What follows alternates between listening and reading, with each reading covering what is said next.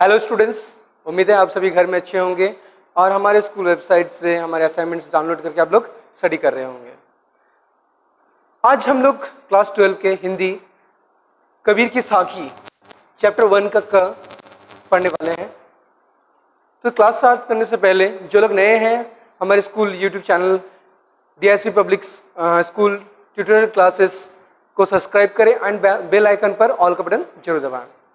सो आज हम लोग कबीर की साखी पढ़ेंगे। तो कबीर की साखी पढ़ने से पहले हम लोग जान लेते हैं कि कबीर जी कौन थे। कबीर जी एक कवि थे, एक संत थे। एक कवि होने से पहले वो एक संत थे। उनके पदों को शब्द कहा जाता है और उनके दोहों को साखी कहा जाता है। साखी का अर्थ होता है साक्षी। तो आज हम लोग देखते हैं पहला पद जो है, ज्ञान प्रकाश गुरु मिला सो जिनी बिसरी जाए, जब गोविंद क्रिया करी तब गुरु मिलिया आए। अर्थात कहने का मतलब है, कबीर जी कहते हैं कि गुरु की वजह से ही हमें ज्ञान का प्रकाश प्राप्त होता है। अगर गुरु नहीं रहेंगे तो हम हमेशा अंधकार की जीवन जिएंगे।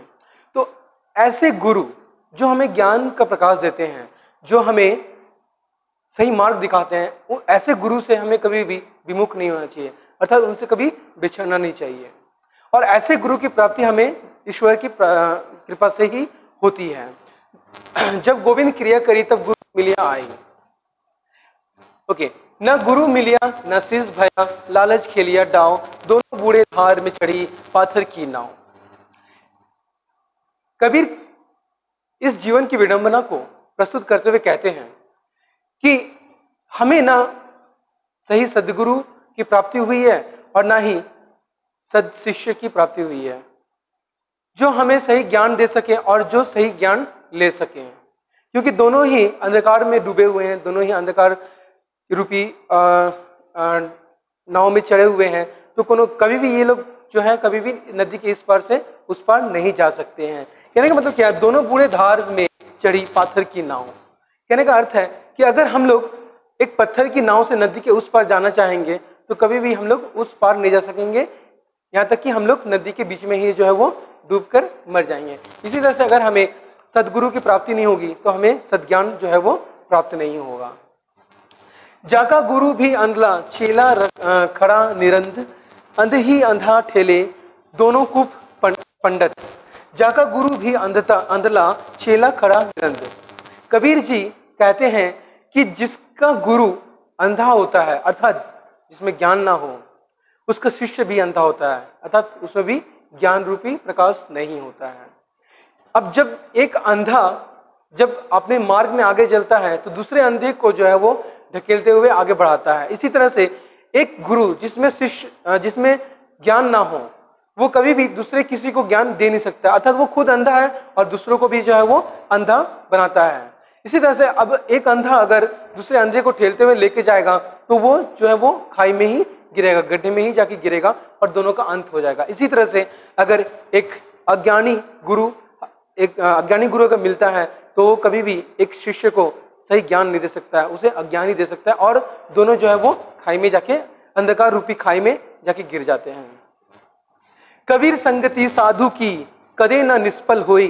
कहने का मतलब है, कबीर कहते हैं कि अगर हम साधुओं की संगति रखते हैं तो कभी भी निष्फल नहीं होता है, वो हमेशा सफल होता है। कभी न कभी हमें उस संगति का फल जो है वो मिलता है और हमें सफलता प्राप्त होती है। चंदन होसी बावना नीम की ना कहसी काई। कबीर जी इस लाइन की वजह से, लाइन के माध्यम से बताते हैं कि किस तरह से एक नीम जैसा कड़वा चीज जब चंदन के साथ आता है तो उसमें भी सद भावना जो है वो उत्पन्न होता है और वो कड़वा नीम से चंदन की तरह महकने लगता है। तो इसी तरह से अगर हम ज्ञान रूपी हमारी संगति अगर सही रहे तो हम भी कड़वे नीम से बदलकर चंदन की तरह नाम कमा सकते हैं। जब मैं था तब हरि नहीं, अब हरि है तो मैं नहीं, प्रेम कली अति साकरी यो मैं दो ना समाही। कहने का अर्थ आता है, कवि कहते हैं कि हृदय में अगर अहंकार रहेगा तो हमें कभी भी प्रभु की प्राप्ति नहीं हो पाएगी, हम कभी भी अपने मन में भगवान की प्राप्ति नहीं कर पाएंगे। तो अगर जब मेरे अंदर अहंकार था, जब मेरे अंदर अहंकार था तो मेरे अंदर प्रभु नहीं थे। अब जब मेरे अंदर प्रभु है तो मेरे अंदर अहंकार नहीं है। अर्थात यही है कि अगर हम अहंकार को छोड़ दें तभी जाके हमें जो है वो सही ज्ञान प्राप्त होता है और तब जाके हमें जो है वो प्रभु की प्राप्ति होती है। उम्मीद है आप सभी इस वीडियो के माध्यम से सही जानकारी प्राप्त कर रहे होंगे और समझ पाए होंगे कि मैंने आज क्या कराया है। अगले वीडियो में हम लोग इसके बाद के पदों को जो है वो समझेंगे। Thank you.